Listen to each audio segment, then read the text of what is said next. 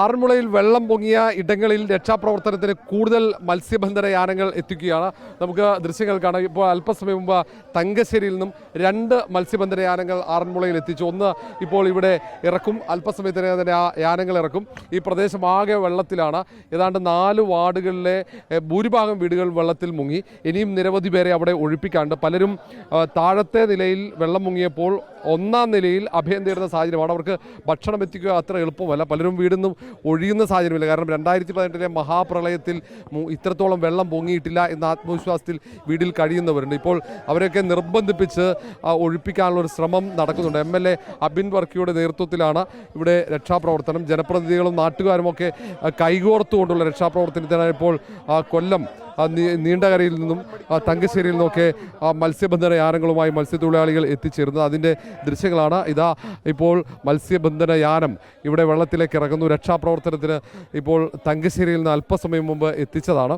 കാരണം ഇനിയും വെള്ളം ഉയരുമോ എന്ന ആശങ്കയുണ്ട്. കാരണം പമ്പയിൽ വെള്ളം നിറഞ്ഞ് കവിയുകയാണ്. സമാനമായി ഇനിയും വനമേഖലയിൽ മഴ പെയ്യാനുള്ള സാധ്യതയുമുണ്ട്. അങ്ങനെ ഒരു ആശങ്ക കൂടുന്ന സാഹചര്യത്തിലാണ് ഇപ്പോൾ കൂടുതൽ മത്സ്യത്തൊഴിലാളികളുടെ സഹായം തേടുന്നത്. അങ്ങനെയാണിപ്പോൾ അല്പസമയം മുമ്പ് 2 മത്സ്യബന്ധന യാനങ്ങൾ ഇങ്ങോട്ടേക്ക് എത്തിച്ചിരിക്കുന്നത്. ആ മത്സ്യബന്ധന യാനം ഈ നാട്ടുകാരും മത്സ്യത്തൊഴിലാളികളും ചേർന്ന് വെള്ളത്തിലേക്ക് ഇറക്കുന്ന ഒരു കാഴ്ചയാണ്. ഈ മത്സ്യബന്ധന യാനമാണ് ഇനി ഈ പ്രദേശവാസികൾക്ക് രക്ഷയാവുക, അവർക്ക് തുണയാവുക. അങ്ങനെ അവർ വലിയ ആത്മവിശ്വാസത്തിലാണ്. കാരണം ഒരു വള്ളം കൂടി എത്തി.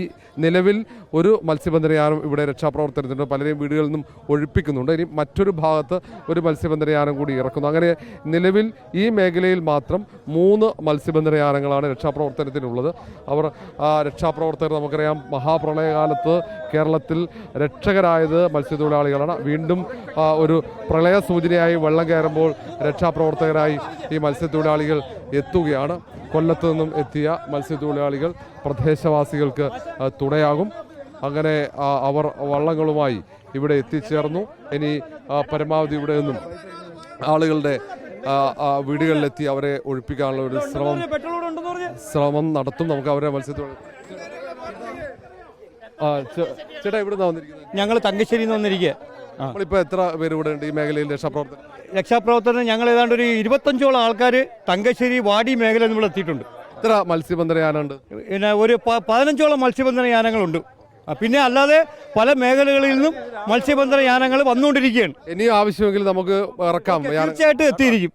തീർച്ചയായിട്ടും എത്തിയിരിക്കും. അപ്പോൾ അതാണ് ഇവർ. നമുക്കറിയാം, മഹാപ്രളയകാലത്ത് കേരളത്തിൻ്റെ രക്ഷകരാണ്. അവർ വീണ്ടും വെള്ളം കയറുന്ന ഘട്ടത്തിൽ അവർ രക്ഷകരായി മാറുന്ന കാഴ്ചയാണ്. യാനം റെഡിയാണ്. ഈ മേഖലയിൽ ഇനിയും വീട് ഒഴിയാത്ത ആളുകൾക്ക് രക്ഷകരായി മാറാൻ വേണ്ടി തന്നെയാണ് ഇപ്പോൾ. ഏതായാലും ഇത് കൊല്ലത്തു നിന്ന് വന്ന ആളുകളാണ്. ഇനിയും പല മേഖലകളിൽ നിന്നും മത്സ്യബന്ധന യാനങ്ങളുമായി വരുന്നുണ്ട് പലരും.